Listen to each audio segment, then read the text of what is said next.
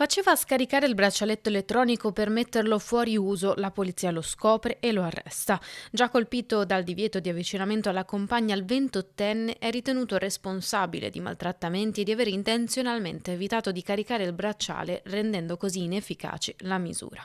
L'indagato era stato denunciato dalla compagna lo scorso ottobre ai poliziotti che ne avevano delineato un grave quadro indiziario.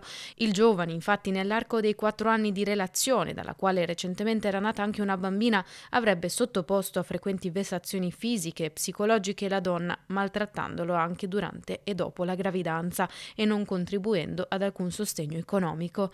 Così il tribunale aveva disposto nei confronti dell'uomo la misura di allontanamento dalla casa familiare e del divieto di avvicinamento alla parte offesa, con la relativa applicazione del braccialetto elettronico.